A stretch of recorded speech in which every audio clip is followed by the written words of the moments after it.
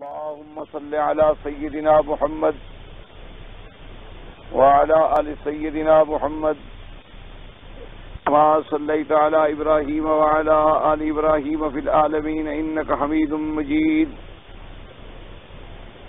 قال الله تبارك وتعالى في كلامه المجيد: أعوذ بالله من الشيطان الرجيم بسم الله الرحمن الرحيم. والضحى والليل إذا سجى ما ودعك ربك وما قلى وللآخرة خير لك من الأولى ولسوف يعطيك ربك فترضى ألم يجدك يتيما فآوى ووجدك ضالا فهدى ووجدك عائلا فأغنى. اللہ تبارک و تعالی نے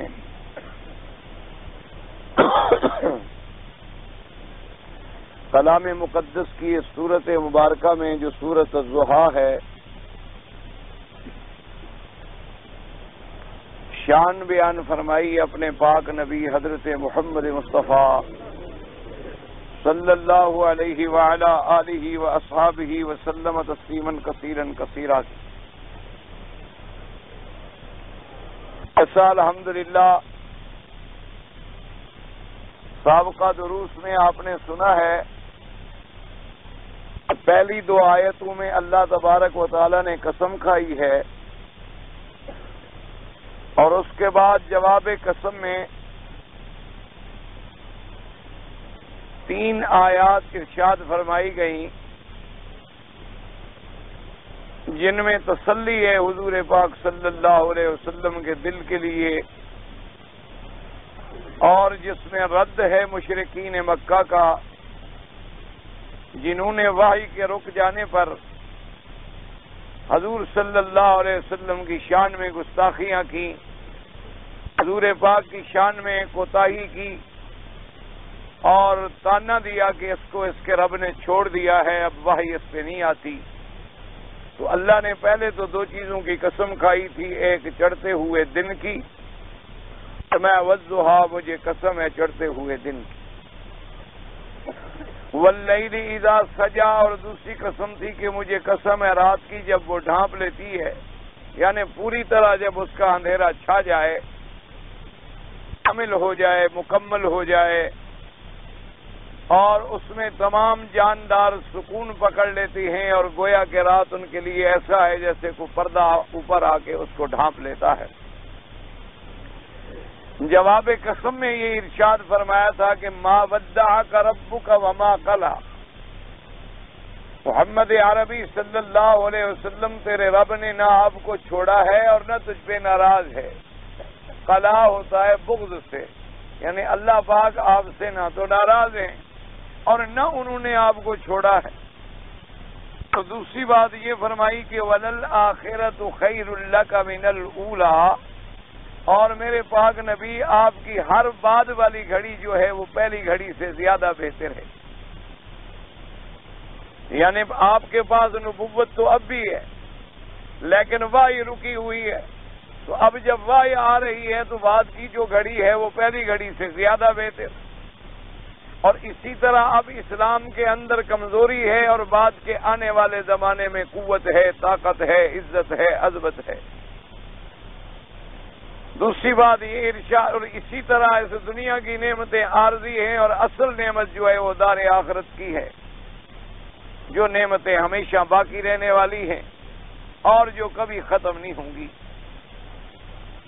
اور اس کے بعد تیسری آیت میں فرمایا تھا کہ صرف یہ نہیں کہ آپ کی ہر گھڑی آنے والی بہتر ہے، بلکہ ہم وعدہ فرماتے ہیں، اللہ تبارک و تعالی نے وعدہ فرمایا اپنے پاک پیغمبر سے، وَلَسَوْفَ يُعْطِيكَ رَبُّكَ فَتَرْضَىٰ، ہم آنے والے دور میں مستقبل میں آپ کو دیں گے ایسا اور اتنا دیں گے کہ آپ کو راضی کر دیں گے محمد مصطفیٰ صلی اللہ علیہ وسلم.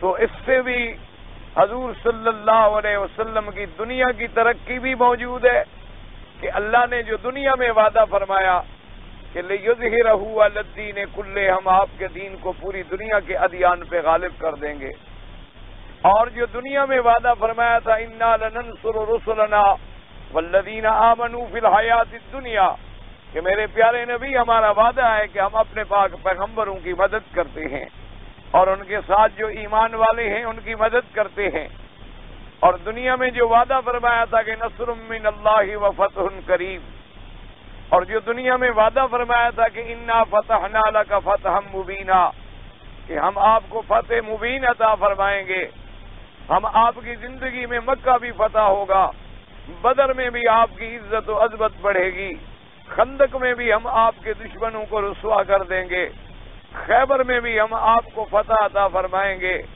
اور یہ تو دنیا میں ہم آپ کو دیں گے اور آپ کو راضی کر دیں گے، اور اسی طرح آخرت کے اندر جب سارے پیغمبر خاموش کھڑے ہوں گے تو صرف آپ کی شفاعت منظور کریں، اس لیے فرمایا وَلَسَوْفَ يُعْطِيكَ رَبُّكَ فَتَرْضَىٰ، اس لیے حدیث مبارک میں آتا ہے کہ میرے آقا خاتم الانبیاء حبیب کبریا حضرت محمد مصطفیٰ صلی اللہ علیہ وعلا آلہ واصحابہ وسلم تسلیما کثیرا کثیرا، آپ نے فرمایا کہ قیامت کا جب میدان ہوگا اللہ پاک مجھے ایسی نعمتیں دیں گے جو کسی کو نہیں ملی ہیں۔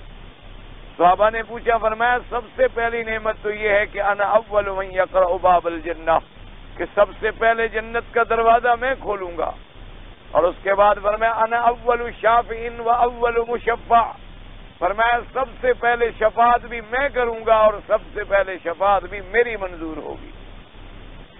اور حضور صلی اللہ علیہ وسلم نے فرمایا انا خطیبہم اذا سکتوا، میں قیامت والے دن جب سارے انبیاء چپ کھڑے ہوں گے تو بولنے والا صرف میں ہوں گا، فرمایا تمام انبیاء نفسی نفسی کہہ کے خاموش کھڑے ہوں گے، صرف اس وقت بھی اگر کسی کو بولنے کی اجازت ملے گی تو محمد مصطفیٰ ہوں گے۔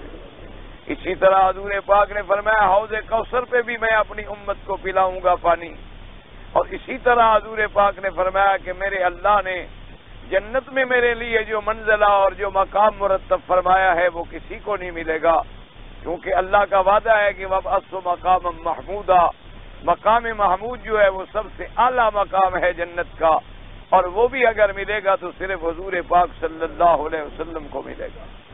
اور اسی طرح حضور صلی اللہ علیہ وسلم نے فرمایا کہ اللہ تبارک و تعالی میری شفاعت جو ہے وہ میری امت کے گناہ گاروں میں قبول فرمائیں گے، کیونکہ قاعدہ یہ ہے کہ حضور کی امت سب سے زیادہ جنت میں جائے گی۔ حضور صلی اللہ علیہ وسلم کی صحیح حدیث مبارک ہے، آپ نے صحابہ سے ارشاد فرمایا تھا ارجو من اللہ ان تکونوا ربع اہل الجنہ، میں اپنے اللہ سے امید کرتا ہوں کہ جنت میں چوتھا حصہ میری امت ہوگی۔ صحابہ بڑے خوش ہوئے، اللہ اکبر کا، حضور نے فرمایا ارجو ان تکونوا نصف اہل الجنہ، فرمایا میں اللہ سے امید کرتا ہوں کہ ساری حضرت آدم سے لے کر قیامت تک آدھی جنت کے اندر جو ہے وہ میری امت ہوگی۔ صحابہ بہت زیادہ خوش ہوئے۔ اس کے بعد حضور نے فرمایا مجھے امید ہے کہ اللہ تبارک و تعالیٰ دو حصے میری امت ہوگی اور ایک حصہ سارے انبیاء کی امتیں ہوں گی۔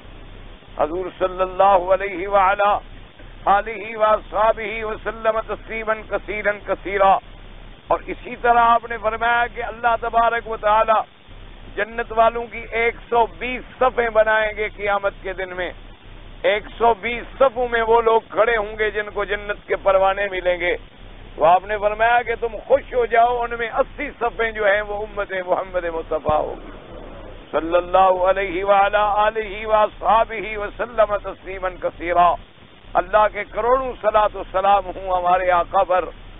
اور حضور نے فرمایا پھر بھی یہ بھی میری امت کی خصوصیت ہے کہ میری امت میں سے اللہ تبارک و تعالی یدخلون الجنت 70,000 بغیر حساب، 70,000 میری امت کا بندہ جو ہے وہ تو بغیر حساب کے جنت میں داخل ہوگا۔ اور اسی طرح ایک روایت میں ہے، آپ نے فرمایا کہ اس 70,000 میں ہر 1000 کے ساتھ پھر 70,000 ہوگا جو اللہ تبارک و تعالی جنت میں داخل فرمائیں گے۔ اور اسی طرح پھر وہ لوگ ہوں گے جن کے اعمال حسنہ زیادہ ہوں گے، ان کو بھی اللہ تبارک و تعالی عرض یسیر ہوگا، یعنی پیشی تو ہوگی لیکن زیادہ بحث نہیں ہوگی، یعنی پیش تو ہوں گے اللہ تبارک و تعالی کے، لیکن ان سے زیادہ تحقیق اور تدقیق اور تفتیش نہیں کی جائے گی، صرف پیشی لگے گی اور جنت کے پروانے مل جائیں گے۔ لیکن کچھ لوگ حضور کی امت کے ایسے ہوں گے جن کو ان کے گناہوں کی وجہ سے، جن کو ان کے سیئات کی وجہ سے، ان کے اعمال سیئہ کی وجہ سے جہنم میں بھیجا جائے گا تاکہ وہ اپنے گناہوں کی سزا کاٹیں، پھر ان کو بھی اللہ تبارک و تعالی حضور پاک کی شفاعت سے نکالیں گے۔ اس لیے فرمایا والا سوف یعطیک ربک فترضی، اللہ نے فرمایا میرے مدنی صلی اللہ علیہ وسلم ہم آپ کو اتنا دیں گے کہ آپ کو راضی کر دیں گے۔ لیکن ایک بات یاد رکھیں، صحیح حدیث مبارک میں آتا ہے حضور پاک ہر گناہگار کی شفاعت کریں گے، لیکن جو لوگ مشرک ہیں ان کے لیے شفاعت کا سوال ہی پیدا نہیں ہوتا، کیونکہ یہ قاعدہ ہے کلی یا نص قطعی ہے اللہ کے قرآن کی کہ ان اللہ لا یغفر ان یشرک بہ ویغفر ما دون ذلک لمن یشاء۔ اللہ فرماتے ہیں کہ تحقیق یہ پکی بات ہے، اللہ ہرگز نہیں بخشیں گے ان لوگوں کو جنہوں نے اللہ کی ذات کے ساتھ شریک کیا، اللہ تبارک و تعالیٰ کی ذات کے ساتھ انہوں نے اور آلہہ کی عبادت کی، اللہ کی ذات کے سوا انہوں نے کسی غیر کو بھی مشکل کشا سمجھا، اللہ کے سوا انہوں نے کسی غیر کو بھی حاجت روا سمجھا، اللہ کے سوا انہوں نے غیر کو بھی عبادت سجدے کے قابل سمجھا، اللہ تبارک و تعالیٰ کے سوا انہوں نے ان کو بھی نفع اور نقصان دینے والا سمجھا۔ ان مشرکین کا ٹھکانہ جو ہے وہ جہنم میں ہوگا۔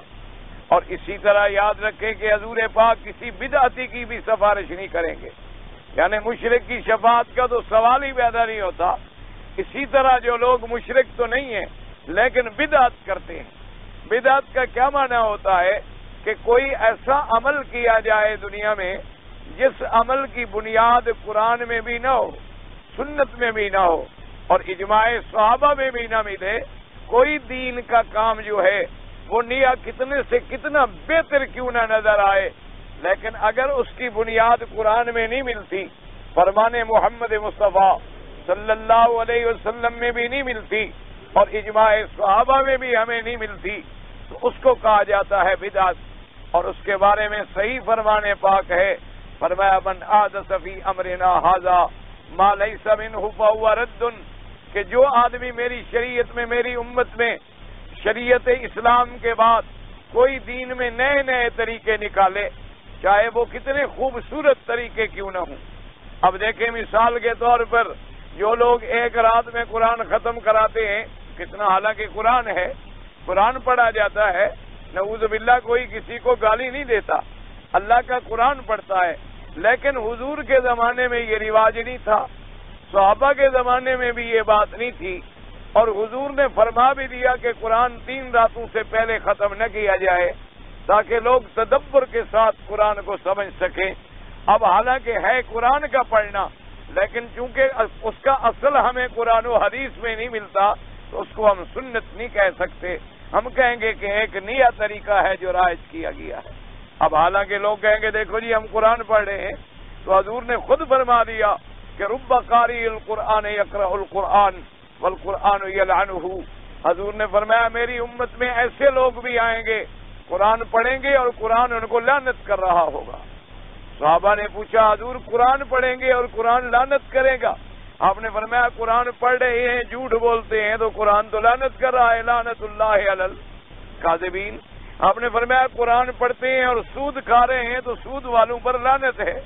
اس لیے اگر قرآن بھی پڑھ رہے ہیں اور بدعات بھی کر رہے ہیں تو بدعتی کی شفاعت جو ہے حضور پاک قیامت میں نہیں کریں گے۔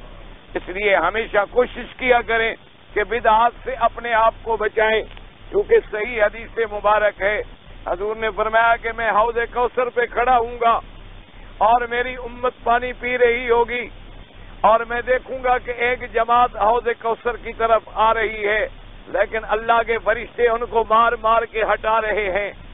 حضور نے فرمایا کہ میں فرشتوں سے کہوں گا کہ مہلن مہلن رک جاؤ، ان کو مت مارو، یہ تو میری امت ہے، ان کو آنے دو۔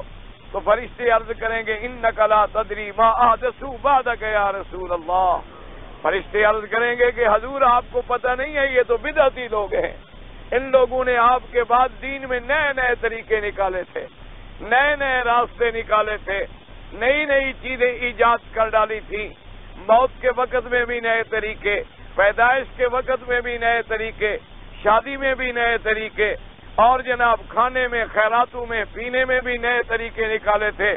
تو حضور فرمائیں گے سوکن، فرمائیں گے ہلاکت ہو ان کے لیے، لے جاؤ ان کو جہنم میں۔ اس لیے حضور پاک نے فرمایا کہ کسی بدعتی کی بھی سفارش نہیں کروں گا۔ تو آپ کو اللہ نے اپنا کعبہ نصیب کر دیا ہے، اس پر بھی اللہ کا شکر ادا کریں اور دعا کریں کہ اللہ ہمیں شرک سے اور بدعات سے بھی بچائے۔ مشکل یہ ہے کہ آج کل بدعتوں کا اتنا رواج بن گیا ہے کہ وہ بدعت دین بن گئی ہے اور سنت کو کوئی جانتا بھی نہیں، یعنی بدعتوں کو اتنا رواج دے دیا گیا ہے، اتنا ان کا عام کر دیا گیا ہے۔ اللہ تبارک و تعالیٰ معاف فرمائے۔ اب آپ دیکھیں کہ آدمی مر جائے تو مرنے سے ہی بدعات شروع ہو جاتی ہیں۔ پہلے اس کے کفن پہ کلمے لکھے جاتے ہیں، کبھی ان کے کفن کے اوپر قرآن رکھ کے ساتھ دفن کیا جاتا ہے، کبھی ان کو قرآن اوپر ان کے پھرایا جاتا ہے۔ یہ سب بدعات ہیں جن کا کوئی تعلق نہیں ہے اللہ کے قرآن و حدیث سے۔ پھر اس کے بعد جب اس کو نماز پڑھیں گے تو پھر جنازوں کے بعد دعائیں شروع ہو جائیں گی، پھر جب اس کو دفن کریں گے تو اذانیں شروع ہو جائیں گی۔ یہ سب بدعات ہیں، ان کا قرآن و حدیث میں کوئی تعلق نہیں ہے۔ اگر اس کا کوئی تعلق ہوتا تو سب سے پہلے حضور پاک صلی اللہ علیہ وسلم حکم فرماتے۔ اب اس کے مرنے کے چند دن گزریں گے، پھر کل خانیاں آ جائیں گی کہ تیسرے دن کل ہے اور 7 جمعراتے ہیں اور پھر چیلم ہے اور پتہ نہیں کیا کیا بلائیں ہیں۔ یہ تمام چیزیں جو ہیں بدعات ہیں، ان کا اللہ کے دین کے ساتھ کوئی تعلق نہیں ہے۔ اس لیے ایسی بدعات سے اپنے آپ کو بچائیں اور اپنے آپ کو غلام بنائیں حضرت محمد مصطفیٰ کا صلی اللہ علیہ وآلہ آلہ واصحابہ وسلم تسلیما کثیرا۔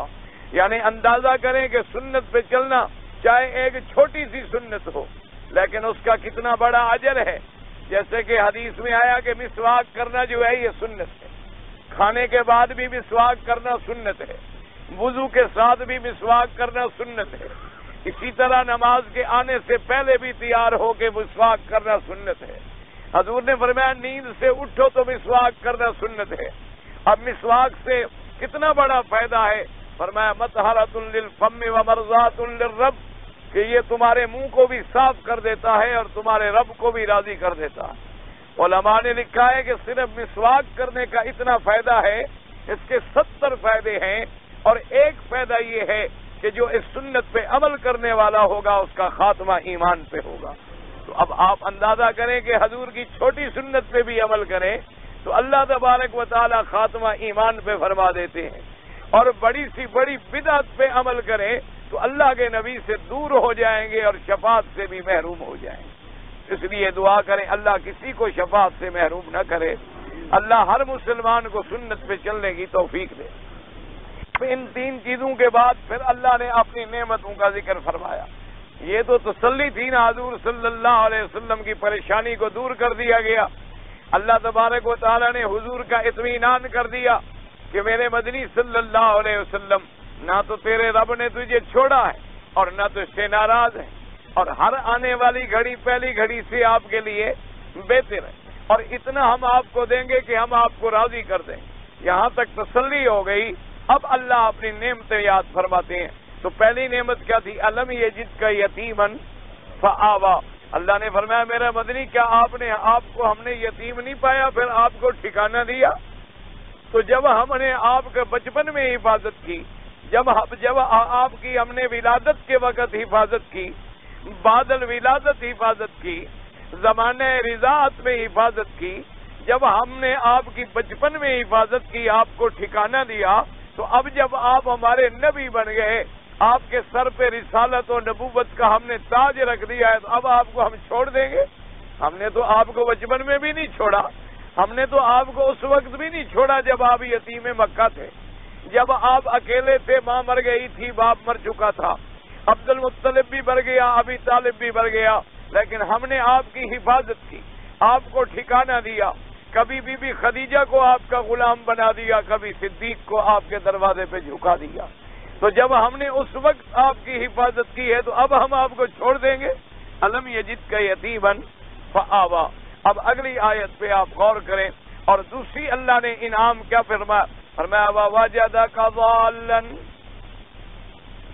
ووجدک ضالا فہدی، فرمایا اور تاکہ پایا ہم نے آپ کو حیران، پھر ہم نے آپ کو ہدایت کی۔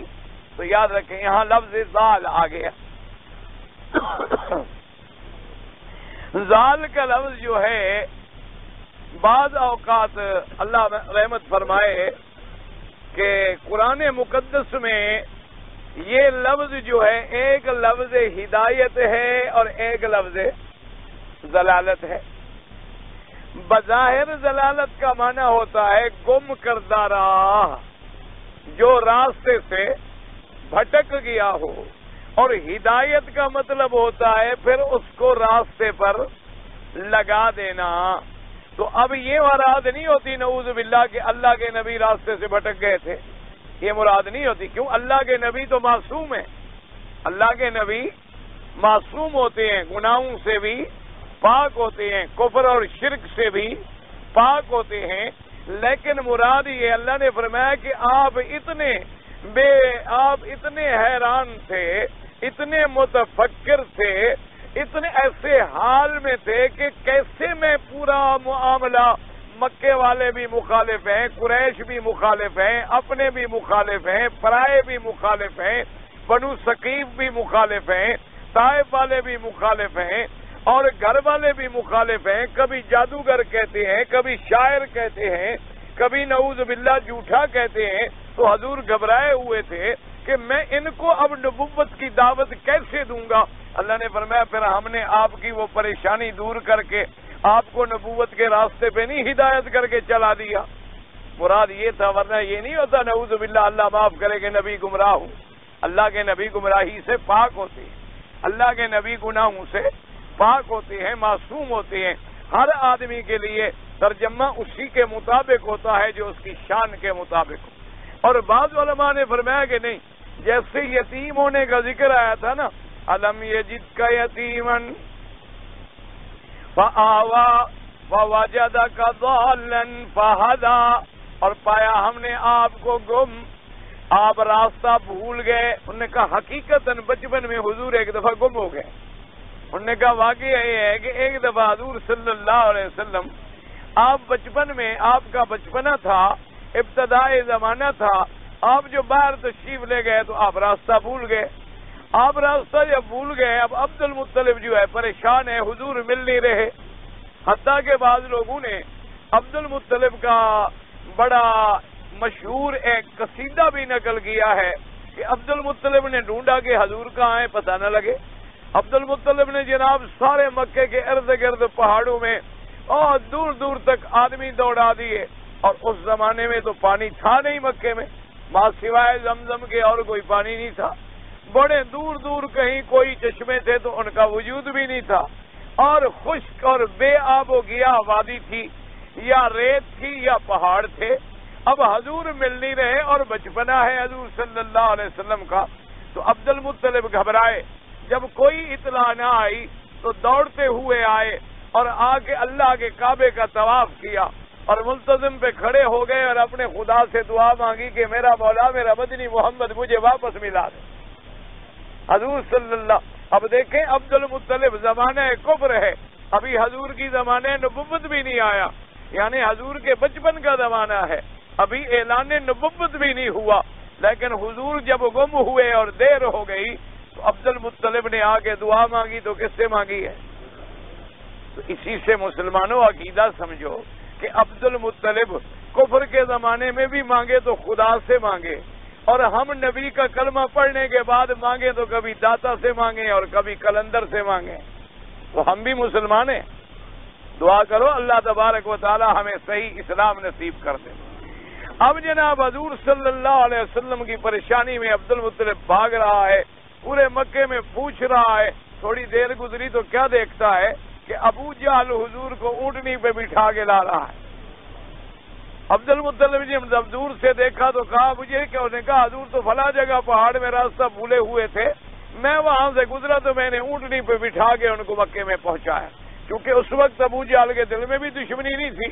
دشمنی تو تب ہوئی نا جب توحید کا نعرہ لگا. جھگڑا تو تب ہوتا ہے نا. اب ایک مولوی آپ کے ملک میں ساری زندگی سیرت بیان کرے، کوئی جھگڑا ہوتا ہے؟ ساری زندگی جناب کل خانیاں کراتا رہے، عرس کراتا رہے، خیراتیں کراتا رہے، جمعراتیں کھاتا رہے، کبھی جھگڑا ہے؟ جب کہے گا کہ کوئی خدا نہیں ہو، وہابی ہو گیا. جھگڑا تو شروع ہی کلمے سے ہونا ہے نا. جھگڑا تو شروع ہی توحید سے ہونا ہے. یعنی جو مرضی آئے مولوی کرے، سب راضی. جس دن وہ توحید کا مسئلہ بیان کرے گا اسی دن سے کام شروع ہو جائے گا. اور یاد رکھو، جو توحید کا مسئلہ بیان نہیں کرتے یا جن علماء کی مخالفت نہیں ہوتی، یاد رکھو وہ پیٹ کے مولوی تو کہلائے جا سکتے ہیں، لیکن وہ وارث سے محمد مصطفیٰ نہیں بن سکتے.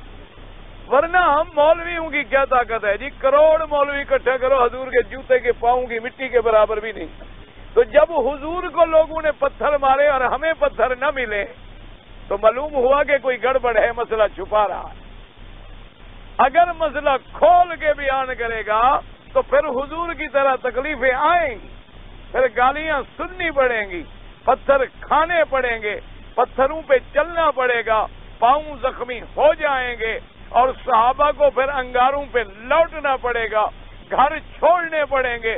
کبھی حبشہ جانا ہوگا، کبھی مدینے جانا ہوگا، بی بی سمیہ کی طرح ٹکڑے ہونا پڑے گا. ورنہ سمجھ لو یہ حلوے والا مولوی ہے، یہ دین محمد والا مولوی نہیں ہے. ایک بات ہمیشہ یاد رکھو، وہ عالم ہو نہیں سکتا جس کی لوگ مخالفت نہ کریں. مخالفت تو لوگ نہیں. اب دیکھو نا جی، ایمان سے کہو، ساری زندگی آپ کا ہمسایہ ہوتا ہے کوئی میراثی، کسی چیز سے سنا تھا، اس کا بلا کوئی مخالف ہوتا ہے؟ ہر کوئی کہہ رہا چھوڑو جی، دروازے دا میراثی ہے جی اپنا، اے جو ایدا والد ایدا دادا، اے جی پرانے فقیر ہیں ساڑھے دروازے، میراثی فقیر ہو جاتے ہیں. اور جو صحیح معنوں میں توحید بیان کرے وہ وہابی. بس آ گیا توحید کا سبق آیا اور گالیاں شروع. اسی وقت مولوی کو کہنا چاہیے الحمدللہ کہ اللہ نے مجھے حق کے کلمے کی کہنے کی توفیق دی ہے، کہ میں نے حق بیان کیا ہے. تو اس لیے لکھا ہے کہ حضور حقیقتاً گم ہو گئے. تو اللہ نے فرمایا میرا مدنی، جب آپ بچپن میں گم ہو گئے تو ہم نے راستے پہ پہنچا دیا، اور پہنچایا بھی ایسے کہ تیرے دشمن ابو جہل کو بھیجا. کیونکہ جب ہم پھر بچانا چاہتے ہیں تو پھر فرعون کے گھر میں موسیٰ کو رکھتے ہیں. موسیٰ علیہ السلام کو فرعون کے گھر میں رکھا کہ فرعون خود اٹھا کے موسیٰ علیہ السلام کو کھلاتا تھا، خود گود میں اٹھا کے پھرتا تھا، اور جناب اپنی بیوی کے خوش کرنے کے لیے موسیٰ علیہ السلام کے لیے کھلونے لے کے آتا تھا. حتیٰ کہ کتابوں میں لکھا ہے ایک دن موسیٰ علیہ السلام کو خوشی میں آ کے جو گود میں اٹھایا نا جی، انہوں نے داڑھی پکڑ کے مارا منہ پہ تھپڑ. اور تو پھر نبی کا کام تو نبی والا ہوتا ہے نا، چاہے بچہ ہو یا بڑا ہو. تو بدبخت کو خیال آیا، فوراً اتارا موسیٰ علیہ السلام کو اور بیوی کو بلایا. کہتا ہے وہ جو بچہ جو مجھ سے ملک چھینے کا معلوم ہوتا ہے یہی ہے. اس نے کہا عقل کی بات ہے، بادشاہ ہو کچھ سمجھو، چھوٹا بچہ ہے، اس کو کیا پتا تمہاری داڑھی کا. تمہاری داڑھی شاڑی میں وہ موتی لگاتے تھے نا، ہار شار پہنتے تھے، اور داڑھیوں میں بھی ہیرے ویرے لگایا تھا. انہوں نے کہا موتی شوتی دیکھے ہوں گے، پکڑ لیا ہوگا. اس نے کہا چلو پکڑ لیا، تھپڑ کیوں مارا؟ چلو بھی ان کو تو موتی سمجھ کے پکڑ لیا، لیکن مجھے تھپڑ جو مارا ہے. انہوں نے کہا نہیں تمہیں خام خواہ خیال آ رہا ہے، تم ایسا کرو کہ ایک بڑی تست میں لال ہیرے موتی رکھ دو اور ایک میں انگارے رکھ دو. موسیٰ علیہ السلام کو دور سے چھوڑ دو. تو چلتے تھے نا پاؤں پاؤں، تو ان کو دور سے چھوڑو. دیکھو اگر وہ اٹھاتا ہے موتی تو پھر تو تمہیں بھی تھپڑ اس نے پہچان کے مارا، اور اگر وہ انگارہ اٹھا لے تو پھر سمجھ آ گئی کہ بچہ ہے، اس کو تو یہ بھی پتہ نہیں ہے، وہ انگارے اور لال میں کوئی فرق نہیں کر رہا. اس نے کہا تمہاری بات بڑی معقول ہے. فوراً جناب لال منگوا لیے، انگارے جلوا لیے، دونوں کو بالکل ٹھیک ٹھاک کر کے برابر رکھ دیا اور دور سے موسیٰ علیہ السلام کو چھوڑا. تو کتابوں میں آتا ہے موسیٰ علیہ السلام سیدھے موتیوں کی طرف جا رہے تھے. اللہ نے فرمایا جبریل پکڑ کے راستہ پھیرو تھا کہ دشمن سے ہم نے بچانا ہے. تو انہوں نے حضرت موسیٰ علیہ السلام کو دوسرے راستے پہ لگا دیا، تو انگارہ لے کے زبان پہ رکھا، جس کی وجہ سے وہ لکنت پیدا ہو گئی. تو اس لیے اللہ نے فرمایا میرا مدنی، جب آپ گم ہو گئے تو آپ کو ہم نے ہدایت کی کہ نہیں کی؟ ہم نے آپ کو راستے پہ پہنچا دیا. تو بعض علماء کرام نے صلی اللہ علیہ وآلہ رحمت اللہ علیہم اجمعین، اللہ علماء پہ کروڑوں رحمتیں فرمائے، تو ایک ترجمہ انہوں نے یہ بھی فرمایا، اور بعض علماء نے اس کا ایک اور ترجمہ بھی فرمایا۔ انہوں نے کہا کہ زلال کا معنی ہے کہ یہ بھی ہوتا ہے کہ جیسے آدمی مثلا اللہ نہ کرے اللہ نہ کرے اللہ نہ کرے گناہوں میں آ کے گمراہ ہو جاتا ہے، کبھی کبھی کسی محبت میں بھی آ کے ایسا مستغرق ہو جاتا ہے کہ اس کو اپنی محبت کے بغیر اور کوئی چیز نظر ہی نہیں آتی، اور کوئی چیز اس کو نظر ہی نہیں آتی۔ جیسے مثال مشہور ہے نا جی کہ مجنو کو پکڑ کے اس کے رشتہ دار لائے تھے یہاں، یہ مجنو لیلا تو آپ جانتے ہوں گے، یہ تو بڑے مشہور قصے ہیں بھائی، ہمارے ملک والے یہ بڑے جانتے ہیں، مجنو لیلا، شیری فراد، سیف الملوک، یہ ہیر، یہ بڑے جانتے ہیں، پوچھو قرآن تو وہ نہیں جانتے۔ اللہ تبارک و تعالی رحمت کرے، انہوں نے عید والے دن میرے خیال میں آدھے سے زیادہ لوگ ہیں جنہوں نے صبح کی نماز میں سجدہ نہیں کیا، ٹھیک ہے کہ نہیں؟ اگر ہم مسلمان ہوں، ایک آدمی مجھے کہنے لگا کہ جی یہاں کے مولوی اعلان کیوں نہیں کر دیتے کہ آج سجدہ ہوگا؟ میں نے کہا پہلی بات عقل سے کرو، اعلان عربی میں کرے تو تم نے قرآن جب نہیں سمجھا تو تم امام کی عربی کہاں سمجھو گے؟ صحیح ہے کہ اعلان عربی میں کرے، اردو میں کرے، سندھی میں کرے، پشتو میں کرے، انگریزی میں کرے، پیچھے تو ہر قسم کی مخلوق کھڑی ہے، کس کس زبان میں اعلان کرے؟ عید کی نماز تک تو اعلان ہوتا رہے، فجر کی نماز سورج کے بعد پڑھی جائے۔ اور اللہ کے بندے، اگر ہم لوگ دین سے تعلق رکھتے، اگر ہمیں پتا ہوتا کہ میرا پاک نبی حضرت محمد مصطفیٰ جمعہ کے دن فجر کی نماز میں پہلی رکعت میں سورت سجدہ اور دوسری رکعت میں سورت الدار پڑھا کرتے تھے، اگر ہمیں حضور کی سنت کا پتہ ہوتا تو ہم کیوں غلطی کرتے؟ ہم نے کبھی حضور کی سنت سیکھی نہیں، اور یہاں کے لوگ تو یہ کوشش کرتے ہیں کہ آج عید کا دن ہے اور اللہ نے 2 عیدیں اکٹھی کر دی ہیں کہ جمعہ بھی ہو گیا اور عید بھی ہو گئی اور لاکھوں کا مجمع ہے، چلو آج ہم ان سے سنت پہ عمل کروا دیں تاکہ سب کو سنت نصیب ہو جائے۔ لیکن مشکل تو یہ ہے کہ جب ہمیں اللہ کے قرآن کی بھی سمجھ نہ ہو، سنت رسول کی بھی سمجھ نہ ہو، تو پھر ہمیں دین کیسے آئے؟ اس لیے دعا کریں کہ اللہ ہمیں دین کی سمجھ عطا فرمائے۔ تو بہرحال میرے کہنے کا مقصد یہ تھا، یہ جو مجنو لیلا ویلا آپ نے سنا ہے نا، یہ یہاں کے لوگ تھے، آپ کے ملک کے نہیں تھے، یہ عرب کے علاقے کا آدمی تھا۔ لیلا کی شادی جو ہے طائف کے محلے میں ہوئی تھی، یہ یہاں کے رہنے والے تھے۔ تو بہرحال وہ اپنے عشق میں مبتلا تھا، اس کے رشتہ داروں نے پکڑا مجنو کو، لے آئے مکہ شریف، انہوں نے کہا بھی اس کو لے جاؤ، عمرہ کراؤ اور اس کو طواف وغیرہ کراؤ، طواف سے فارغ ہو کے ملتزم پہ کھڑا کرو، اس سے کہو دعا کرے اللہ اس کی جان چھڑائے، کیا عورت کی مصیبت میں پڑ گیا ہے۔ تو جناب لے آئے، طواف کرایا، عمرہ کرایا، ملتزم پہ لے آئے، بھی دعا مانگ، وہی کھڑے کھڑے دعا مانگ رہے، اللہ میاں محبت اور میری زیادہ کر۔ وہ اپنی میں غرق ہے، اسے کیا؟ وہ کہتی ہے تم کہو اللہ جان چھڑائے، وہ کہتے ہیں اور زیادہ کرو۔ وہ اب اسی میں غرق ہے، اسی محبت میں غرق ہے، مست ہے۔ تو جیسے کہ قرآن پاک میں آتا ہے کہ ایک دن اللہ کے پیغمبر بیٹھے تھے، بیٹھے بیٹھے اپنے بچوں کو بلایا، بچوں کے بچوں کو بلایا کہ جلدی آؤ، ادھر آؤ، ادھر آؤ، ادھر آؤ۔ سارے آ گئے۔ انہوں نے کہا جی دادا کیا بات ہے؟ انہوں نے کہا انی لاجد ریح یوسف، کہ آج مجھے یوسف کی خوشبو آ رہی ہے، آج مجھے حضرت یوسف کی خوشبو آ رہی ہے۔ انہوں نے کہا تاللہ انک لفی ضلالک القدیم، کہنے لگے ہمیں اللہ کی قسم ہے آپ تو اسی یوسف کے عشق میں ہی کھو گئے ہیں، آپ کو ہر وقت پر یوسف کا خیال ہے، کہاں یوسف رہا، پتہ نہیں زندہ بھی ہے کہ نہیں ہے، اور آپ کو جناب یوسف علیہ السلام کی خوشبوئیں آ رہی ہیں۔ تو وہاں بھی انہوں نے لفظ ضلال استعمال کیا ہے، قالوا تاللہ انک لفی ضلالک القدیم، کہ ہمیں قسم ہے اللہ کی کہ آپ تو اسی پرانے خیال میں گم ہیں۔ تو اللہ نے فرمایا میرا مدنی، جب وحی رک گئی اور آپ پہاڑوں پہ چڑھ جاتے تھے، حضور فرماتے ہیں کہ وحی میں دیر ہو گئی تو میرا دل کرتا تھا میں پہاڑ سے چھلانگ لگا دوں، اللہ نے فرمایا کہ جب وحی کی انتظار میں اور اللہ کے کلام کے عشق میں آپ گردان تھے تو دیکھیں پھر ہم نے آپ کو راستے پہ لائے کہ نہیں، جبریل بھیجا کہ نہیں بھیجا؟ فرمایا ووجدک ضالا، ہم نے پایا آپ کو سرگردان، ہم نے پایا آپ کو حیران، ہم نے پایا آپ کو انتظار وحی میں مستغرق اور پریشان، فہدا، پھر ہم نے آپ کو ہدایت کی، جبریل بھیجا، وحی بھیجی، راستہ دکھلایا۔ اور بعض علماء نے فرمایا کہ وہی ترجمہ اول جو ہے، ما کنت تدری مل کتاب ولا الایمان، اللہ تبارک تعالیٰ نے فرمایا میرا مدنی، جب تک میں نے قرآن نہیں اتارا تو آپ کو قرآن کا بھی پتہ نہیں تھا، جب تک میں نے اپنے احکام نہیں اتارے تو آپ کو احکام کا پتہ بھی نہیں تھا، جب تک میں نے ایمان کے قواعد اور اصول اور جزیات اور تفصیلات بیان نہیں فرمائی تو آپ کو پتہ نہیں تھا۔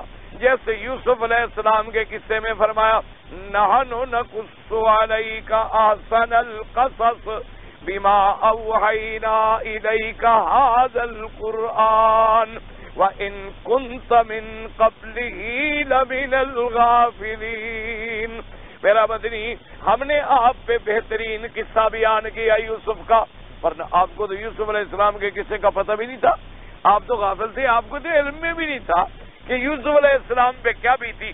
تو انہوں نے فرمایا کہ یہاں بھی اللہ نے ارشاد فرمایا وَوَجَدَكَ ضَالًّا فَهَدَىٰ، تو اللہ تبارک و تعالیٰ نے اپنی وحی کے ذریعے اپنے پاک پیغمبر کی ہدایت کا، اور یہ قاعدہ ہوتے ہیں، ایک بات یاد رکھیں، ایک آدمی پہلے بھی ہدایت میں، اب نماز جب آپ پڑھتے ہیں تو نماز میں کیا کہ اہدینا الصراط المستقیم، کیا معنی ہوتا ہے کہ طلب ہدایت کرتے ہیں کہ یا اللہ ہمیں سیدھا راستہ دکھا۔ سیدھے راستے پہ تو آپ کھڑے ہیں، نماز جو پڑھ رہے ہیں، مسلمان ہیں، سیدھے راستے پر تو کھڑے ہیں، لیکن معنی یہ ہوتا ہے کہ اللہ ہمیں اسی راستے پہ ثابت قدم فرما تاکہ ہماری موت بھی ایمان پہ آئے۔ تو نبی تو پہلے بھی ہدایت پہ ہوتے ہیں، لیکن اللہ مزید راستے کھول دیتے ہیں، ان کے لیے مزید تفصیلات آ جاتی ہیں، ورنہ اللہ کے پیغمبر جو ہیں یاد رکھیں وہ شرک سے بھی پاک ہوتے ہیں، وہ گناہوں سے بھی پاک ہوتے ہیں، وہ معصوم ہوتے ہیں، تاکہ کوئی دشمن ان کے وجود پر، ان کی ذات پر، ان کے افعال پر، ان کے اقوال پر کسی کافر کو انگلی رکھنے کا موقع نہ ملے۔ آپ دیکھیں نا جی، حضور کے مکے والے سارے دشمن تھے کہ نہیں تھے، لیکن کوئی دشمن میرے مدنی کے کردار پہ حملہ نہیں کر سکا، آپ کی ذات پہ حملہ نہیں کر سکا، آپ کی صداقت پہ حملہ نہیں کر سکا، آپ کی امانت پہ حملہ نہیں کر سکا۔ جب بھی کسی دشمن سے پوچھا انہوں نے کہا سچا بھی ہے، امانت والا بھی ہے، صادق بھی ہے، امین بھی ہے، اس لیے کہ انبیاء کی ذات جو ہے معصوم ہوتی ہے۔ اب دیکھیں یہ دو نعمتیں اور پھر تیسری نعمت فرمایا وَوَجَدَكَ عَائِلًا فَأَغْنَىٰ، میرا نبی محمد مصطفیٰ صلی اللہ علیہ وسلم، ہم نے پایا آپ کو فقیر۔ عائلن مانا کثرت عیال والا ہوتا ہے، مانا ہوتا ہے فقیر، عائل کہتے ہیں جس کے بچے بہت زیادہ ہوں، تو مانا یہاں یہی ہوتا ہے کہ فقیر۔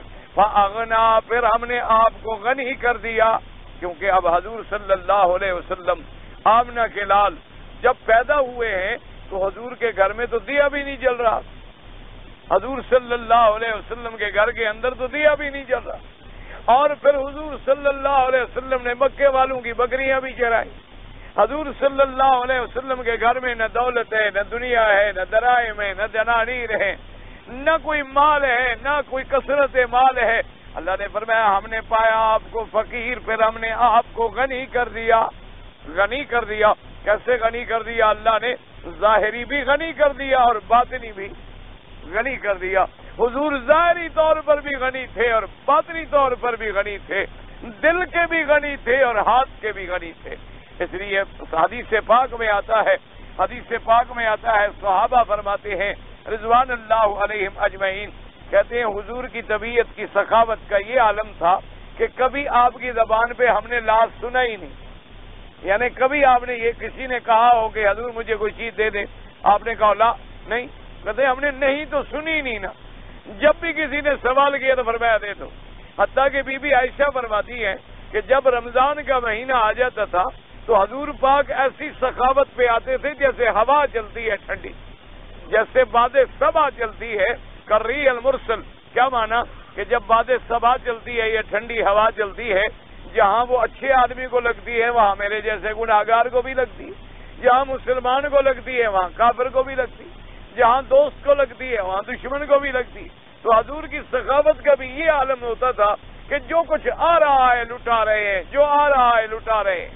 اسی طرح حدیث مبارک میں آیا حضور صلی اللہ علیہ وآلہ آلہ وصحبہ وسلم تسلیما کثیرا کثیرا، آپ نے حضرت بلال، سب کہتے ہیں رضی اللہ عنہ، حضرت بلال رضی اللہ تعالیٰ عنہ، آپ فرماتے بلال عرض کرتے لبیک یا رسول اللہ، فرماتے انفق بلالا انفق بلالا، بلال خرچ کرو جو ملے کھلاؤ لوگوں، کھلا دو لوگوں کو، ولا تخشى علی ذی العرش اقلالا، اللہ جو عرش پہ اللہ عرش والا جو ہے اس سے آپ کوئی غم نہ کریں بھوکے ہونے کا، اللہ تبارک و تعالیٰ عطا فرمائیں گے، جتنی مرضی آتی ہے لٹا دو۔ اللہ نے فرمایا میرا مدنی صلی اللہ علیہ وسلم وَوَجَدَكَ عَائِلًا فقیر، باعتبار جماعت بھی کمزور۔ پھر ہم نے آپ کو کیسے غنی بنا دیا کہ آپ کے صحابہ چھپ چھپ کے جو نمازیں پڑھتے تھے، پھر دیکھیں کیسے ہم نے قوت عطا فرما دی، اور پھر کیسے غنی بنا دیا کہ پہلے بی بی خدیجہ کو تابع کر دیا۔ بی بی خدیجہ رضی اللہ تعالی عنہا، یعنی ابھی میرے آقا کو نبوت بھی نہیں ملی تھی، آپ کی عمر 25 سال تھی جب بی بی خدیجہ سے نکاح ہوا، اور بی بی خدیجہ کی عمر 40 سال تھی، اور بی بی خدیجہ رضی اللہ تعالی عنہا بڑی سمجھدار عورت تھی، اللہ تبارک و تعالیٰ کی ان پہ کروڑوں رحمتیں۔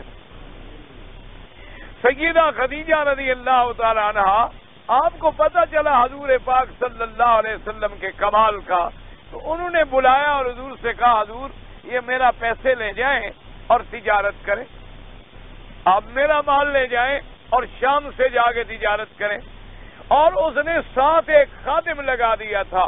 اس لیے علماء نے لکھا ہے کہ سیدہ خدیجہ دنیا کی ان خواتین میں ہیں کہ جن کی سمجھ کا اور جن کے فہم کا اور جن کے عقل کا کوئی مقابلہ نہیں کر سکتا۔ اس لیے علماء نے لکھا ہے کہ دنیا میں مرد تو بڑے کامل ہوئے ہیں لیکن عورتیں بہت کم کامل ہوئی ہیں۔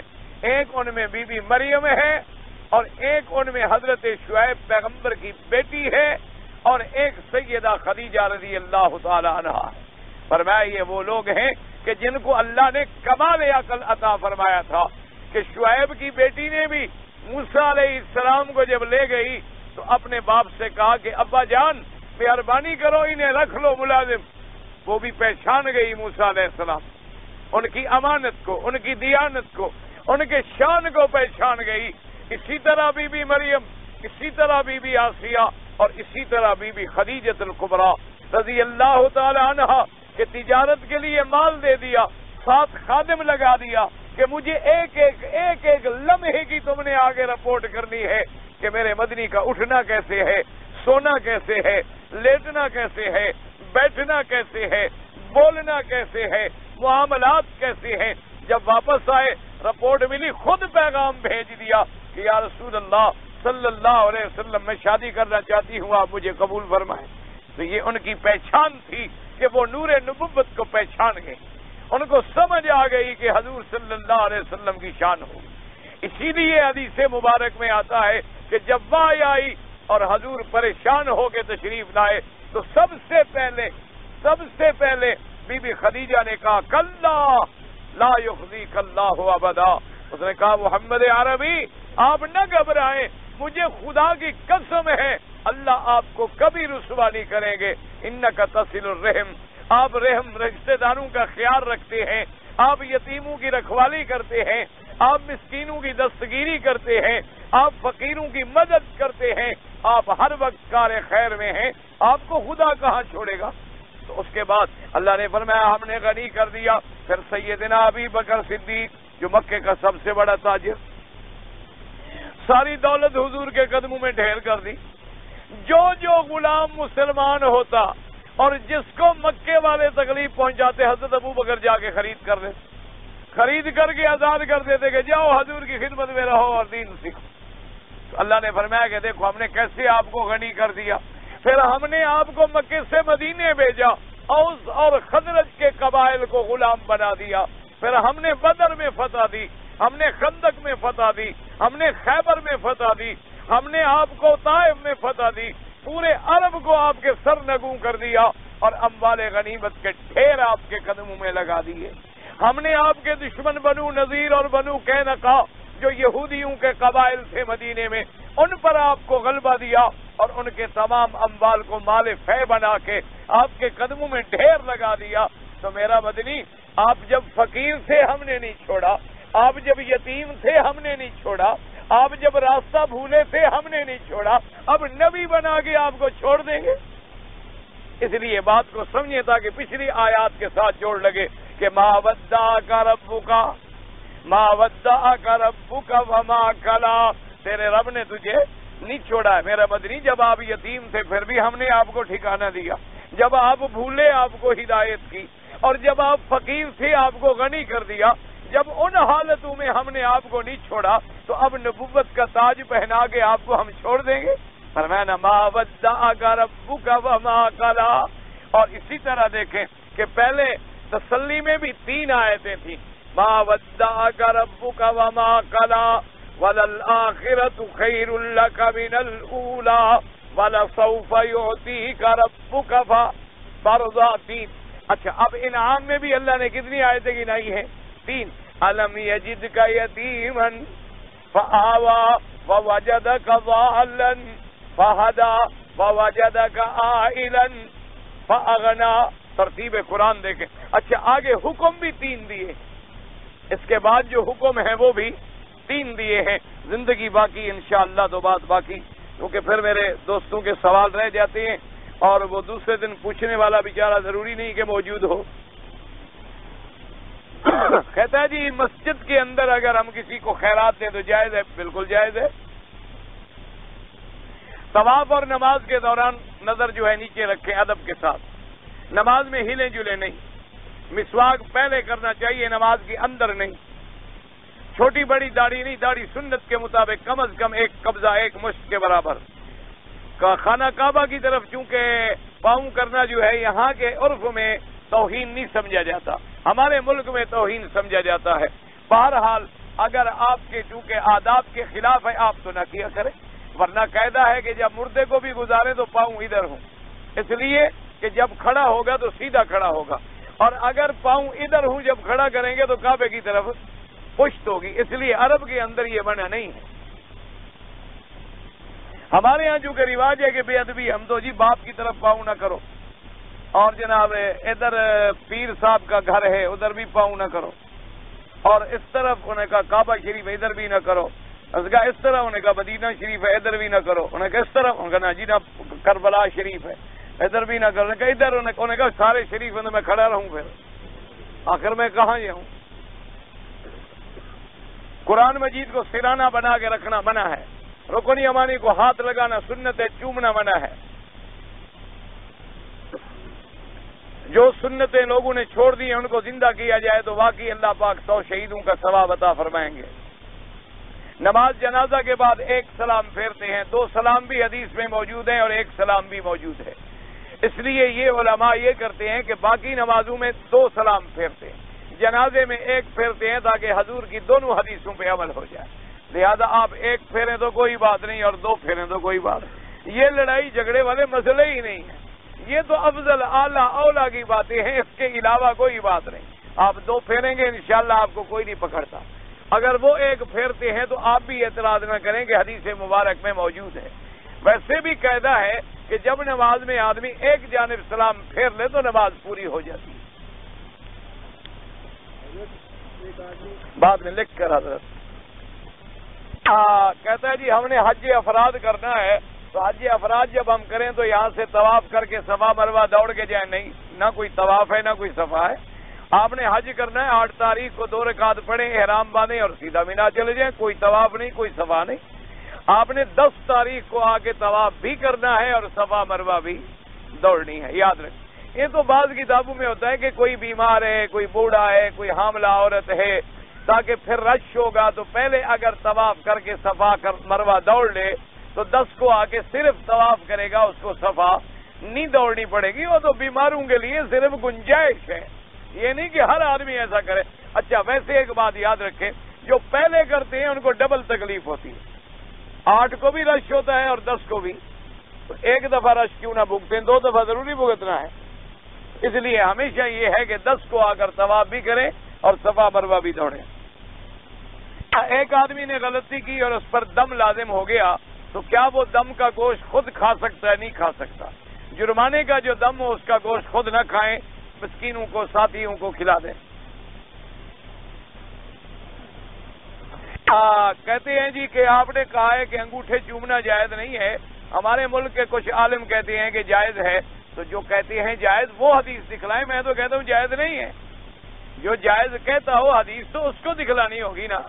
اس لیے میری بات تو واضح ہے، کھلی سی بات ہے. میں نے تو آپ کو ایک مثال دی کہ دیکھو میں نے مثلاً اب آپ سب نے دیکھ لیا، اگر حضور کے زمانے میں کوئی چومتا تو 1,24,000 صحابہ بھی نہ دیکھتے.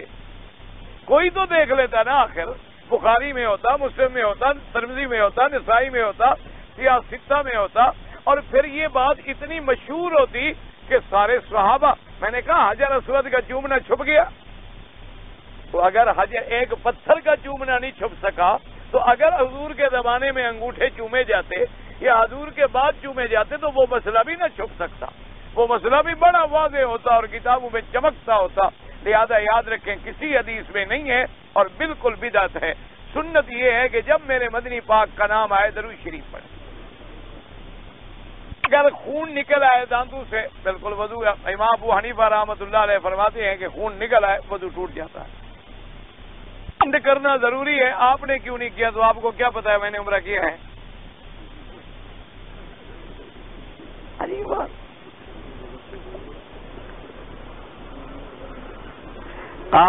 بنو شیبہ کے آدمی تھے جن کو چابی دی گئی. تقریباً میرے نام دماغ میں نہیں، شاید ان کا نام عثمان تھا. آیت اللہ نہ کرے میں نام بھول گیا ہوں. اکثر لوگ کہتے ہیں کہ 7 طواف کرو تو 1 عمرے کا ثواب ہوتا ہے. یہ کسی کتاب میں نہیں لکھا ہوا، یہ لوگوں کے خود قصے گڑے ہوئے ہیں.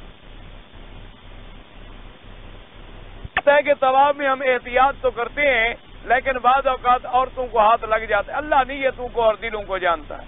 اپنی طرف سے آپ پوری بچنے کی کوشش کریں، لیکن اگر غلطی ہو جائے تو اللہ جانتے ہیں کہ ہم نے آمدن ہاتھ نہیں لگایا. میرے 2 بیٹے ہیں حافظ قرآن. بالکل اللہ سب کو قرآن نصیب فرمائے جی. میں چاہتا ہوں کہ آپ کے طالب علم بالکل آپ پڑھیں. ہمارے ہاں تو کوئی پابندی نہیں، اللہ کے لیے پڑھانا ہے. جو پڑھنا چاہے حاضر. آبان میں جس نے عمرہ کیا ہے اس پر حج کی بکری ہوگی نہیں ہوگی؟ طواف زیارت کرنے کے لیے جب آئیں گے حج کا تو صفا مروہ بھی دوڑنی ہوگی. بالکل دوڑنی ہوگی. جیسے عمرے میں طواف بھی ہے اور صفا بھی ہے، اسی طرح جب حج کا احرام باندھو گے تو اس میں بھی طواف بھی ہے اور صفا بھی ہے. حج کے مسئلے تو ابھی تم نہ پوچھو. ایک میں آپ کو مشورہ دوں، اس لیے کہ حج میں ماشاءاللہ ابھی 1.5 مہینہ باقی ہے، اور مجھے تجربہ ہے کہ ہمارے حاجیوں کو یہ مسئلہ جو بتلاؤ نا یہ دروازے کے باہر بھول جاتے ہیں. اس لیے حج کے مسئلے حج کے قریب. اور ایک بات میں بتلا دوں کہ ہر زبان میں حج کی کتابیں موجود ہیں. آپ وہ کتابیں لیں، ان کو بار بار پڑھیں، اور جو چیز سمجھ نہ آئے وہاں نشان لگا دیں. وہی مسئلہ پوچھیں جو آپ کو سمجھ میں نہ آئے. آپ ان کو باقاعدہ یاد کریں تاکہ جس مقصد کے لیے آپ آئے ہیں آپ کا حج سنت کے مطابق ادا ہو. ہر زبان میں کتاب موجود ہے. آپ پڑھے ہوئے نہیں ہیں تو کسی پڑھے لکھے کے ساتھ بیٹھ جائیں کہ بھائی مہربانی کرو تم اپنے مسئلے بھی یاد کرو اور مجھے بھی ذرا سمجھا دو. اور مشکل کوئی ہے ہی نہیں. مشکل کوئی کیا. حج کیا ہوتا ہے؟ 8 تاریخ کو غسل کر کے ہم نے احرام باندھنا ہے. ٹھیک ہے جی. مینا جانا ہے، مینا میں 5 نمازیں پڑھنی، اور 9 تاریخ کو عرفات جانا ہے. عرفات میں ہم نے ظہر اثر پڑھنی. رات کو مزدلفہ آنا ہے، مغرب عشاء ہم نے وہاں پڑھنی. 10 کو آگے بڑے شیطان کو کنکری مارنی ہے. اس کے بعد قربانی کی، سر بڑھایا، احرام کھول دیا، مکے میں آئے، طواف کیا، صفا مروہ دوڑے، حج ہو گیا. حج میں کون سا ایسا مسئلہ ہے؟ کون سی ایسی پرابلم ہے جو حل ہی نہیں ہوتی؟ اس لیے بہرحال آپ کتابیں پڑھیں، مسئلے پڑھتے رہیں، چھوٹی چھوٹی باریکیوں میں نہ پڑھیں. وہ جب ضرورت پڑے تو کسی عالم سے پوچھ لیں تاکہ آپ کا حج جو ہے وہ صحیح ہو جائے. دم کا گوشت خود نہ کھائے. بعض علماء کہتے ہیں کہ فاتحہ نہ پڑھنے سے نماز نہیں ہوتی. بہرحال امام ابو حنیفہ رحمۃ اللہ علیہ کے نزدیک امام کے پیچھے جب آدمی ہو تو امام کی فاتحہ مقتدی کے لیے بھی کافی ہو جاتی ہے۔ البتہ امام شافعی رحمۃ اللہ علیہ فرماتے ہیں کہ ہر نماز میں مقتدی بھی فاتحہ پڑھے، اور یہاں کے جو امام احمد ابن حنبل رحمۃ اللہ علیہ ہیں وہ فرماتے ہیں کہ اگر اس کو قرآن سنائی دے رہا ہے، یعنی امام پڑھ رہا ہے، وہ سن رہا ہے تو فاتحہ نہ پڑھے، اور اگر نہیں سن رہا تو پھر فاتحہ پڑھے۔ اس جھگڑے میں آپ نہ پڑھیں۔ الحمدللہ اللہ سب کی نمازیں منظور و مقبول فرماتے ہیں۔ آپ کوشش یہ کریں جو باہر کھڑے رہتے ہیں نہ فاتحہ پڑھتے ہیں نہ نماز پڑھتے ہیں، آپ ان کو اندر لانے کی کوشش کریں۔ ان مسائل میں آپ نہ الجھیں۔ الحمدللہ ثم الحمدللہ تمام ائمہ کے پاس احادیث محمد مصطفیٰ ہے۔ امام ابو حنیفہ رحمۃ اللہ علیہ نے بھی اگر کہا ہے تو ایسے نہیں کہہ دیا۔ حضور کی ایک حدیث مبارک ہے کہ جس کا امام ہوتا ہے، امام کا پڑھنا جو ہے وہ مقتدی کا پڑھنا ہے۔ ایک آدمی نے شوال میں عمرہ کیا تو تمتع ہو جائے گا، رمضان میں عمرہ کیا تو مفرد رہے گا۔ ایک آدمی غریب ہے، حج پہ آیا ہوا ہے تو وہ قربانی نہیں کر سکتا، تو کوئی بات نہیں، جو رمضان میں آگے ان پہ قربانی ہے ہی نہیں۔ اگر شوال میں آیا پھر بھی غریب ہے، اسلام تو بڑا آسان ہے، 3 روزے حج میں رکھ لو، 7 روزے گھر جا کے رکھ لینا، بکری کی کوئی ضرورت نہیں۔ 3 ایام فی الحج و7 اذا رجعتم تلک عشرۃ کاملہ، یہ تو قرآن میں بھی مسئلہ موجود ہے۔ حضور کی کتنی بیٹیاں تھیں؟ 4 بیٹیاں تھیں۔ شادیاں حضور صلی اللہ علیہ وسلم کی بیٹیوں کی ابتدائی زمانے میں قریش سے ہوئی تھی۔ اس وقت کوئی شریعت میں منع نہیں تھا، کافروں سے نکاح جائز تھے۔ جب حضور نے ہجرت کی تو پھر حکم آیا کہ اب کسی کافر کے ساتھ نکاح نہ کیا جائے، تو حضور صلی اللہ علیہ وسلم نے وہ حکم پڑھ کے سنا دیا، اور ایک داماد حضور کے پھر اسلام لے آئے، اور اس کے بعد پھر حضور صلی اللہ علیہ وسلم کی 2 بیٹیوں کی شادی سیدنا عثمان سے ہوئی رضی اللہ تعالی عنہ۔ حضرت بلال نے اذان نہیں دی تو حج نہیں ہوئی تھی، اچھا ہو گیا بلال اذان نہ دے، حج ہی ختم۔ ماشاء اللہ، انا للہ و انا الیہ راجعون۔ کوئی آدمی کسی کا مال کھا جائے، مانگتا ہوں جھگڑا کرتا ہے، کوئی بات نہیں، اب دنیا میں جھگڑا کرتا ہے کہ آخرت میں کیا کرے گا؟ یہ تمہیں وہی کام آئے گا، وہاں زیادہ فائدہ ہوگا۔ یہاں تو تمہیں پیسے دے گا، وہاں نیکیاں دینی پڑیں گی، اس لیے کوئی بات نہیں ہے۔ ہمارے تو بھائی اپنے کوئی پیسے کھا جاتے ہیں، ہم چھوڑ دیتے ہیں، ہم کہتے رہنے دو، ہم نے بھی پتہ نہیں کسی کے کھائے ہوں، قیامت میں برابر ہو جائے گا، اس لیے رہنے دو، قیامت میں مل جائیں گے، فکر نہ کرو۔ ہم بیوی بچے پہلی دفعہ عمرے پہ آئے ہیں، حج کر کے جانا ضروری ہے، اگر آپ کے حالات اجازت دیں اور آپ کو موقع ملے ضرور کریں، ورنہ چلے جائیں، پھر جب اللہ موقع دے آ جائے۔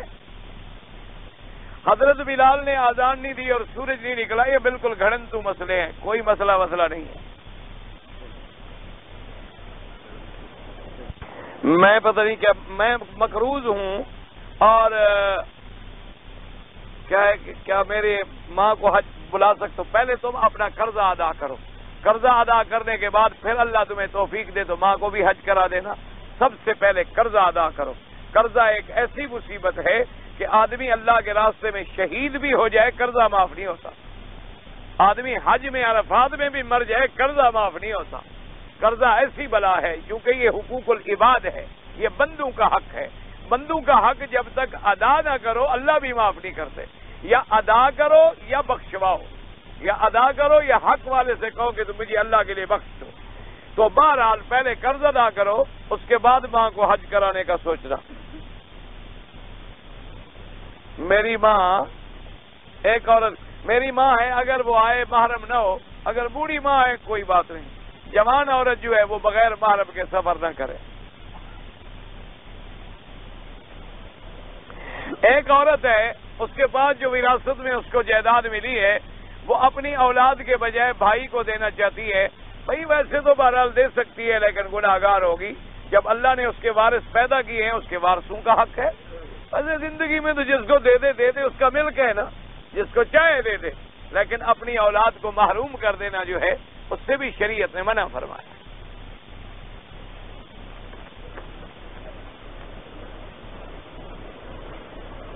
میاں بیوی آپس میں خوش ہیں، نماز نہیں پڑھتے، نکاح ٹوٹ جاتا، نکاح ٹوٹ جاتی تو بغیر نکاح کے لوگ خوش نہیں ہیں، بغیر نکاح والے تو زیادہ خوش ہیں۔ تنگ تو نکاح والے ہیں غریب، کہ ان پر میں خدا کے بندے امام احمد ابن حنبل رحمۃ اللہ علیہ کا فتویٰ ہے، اور وہ فتویٰ بھی حدیث مبارک کے مطابق ہے کہ من ترک الصلاۃ متعمدا فقد کفر۔ امام ابو حنیفہ رحمۃ اللہ علیہ فرماتے ہیں ایک نماز چھوڑے تو اس کو عمر قید کی سزا دی جائے، اور 3 امام فرماتے ہیں اس کو قتل کر دیا جائے، زندہ رہنے کے قابل ہی نہیں۔ اور امام احمد ابن حنبل فرماتے ہیں اگر مر جائے اس کی جنازہ نہ پڑھو اور مسلمانوں کے قبرستان میں دفن نہ کرو، اور نماز کے بعد جو اولاد پیدا ہوگی وہ ولد الزنا ہو۔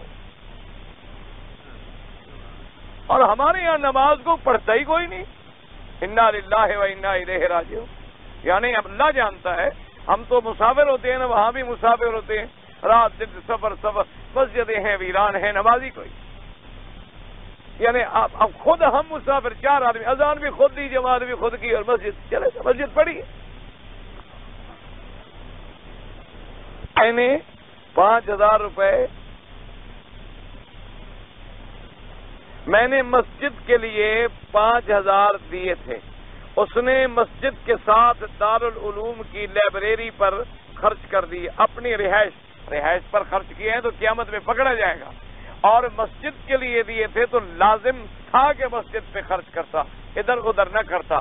اب آپ کی مرضی، آپ اس کو بخش دیں یا اس کو کہیں کہ واپس کرے یا وہ پیسے مسجد پہ لگائے۔ نماز فرض کے بعد یا سنت کے بعد جنازہ پڑھنا چاہیے، جب بھی جنازہ آئے پڑھو۔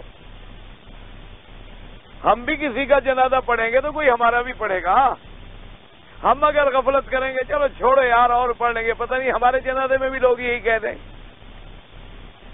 طواف کرنا چاہتا ہوں، طواف آپ اپنے لیے کیا کریں اور پھر جس کے لیے چاہیں اس کے لیے دعا کر دیا کریں۔ میں حج کرنا چاہتا ہوں، اگر عمرہ کر لوں ان دنوں کے اندر، اگر آپ عمرہ کرنا چاہتے ہیں تمتع ہو جائے گا، پھر آپ کو حج کی بکری دینی ہوگی۔ جو رمضان کے بعد عمرہ نہیں کریں گے ان کا حج مفرد ہوگا، ان پر حج کی بکری ضروری نہیں ہوگی۔ مغرب سے پہلے اگر ہم 2 رکعت پڑھ لیں اذان کے بعد کوئی بات نہیں۔ اگر جدے میں ٹھہر گیا، وہاں سے احرام باندھ گیا، ٹھیک ہے، پھر کوئی جرمانہ نہیں۔ ہم جب پاکستان سے آئے ہیں تو ہم نے یہاں آ کر 28 روزے رکھے ہیں، تو آپ 2 روزے پورے کریں نا جی۔ ماہ رمضان کا چاند اگر، ماہ شوال کا چاند اگر مکے میں آ جائے تو قربانی اس پہ واجب۔ بھئی ایک موٹی بات سمجھو، ایک قربانی وہ ہے جو ہم ہمیشہ اپنے ملک میں کرتے ہیں، سمجھ آ گئی؟ اس کا رمضان شوال سے کوئی تعلق نہیں، جو صاحب نصاب ہے اس پر وہ قربانی واجب ہے۔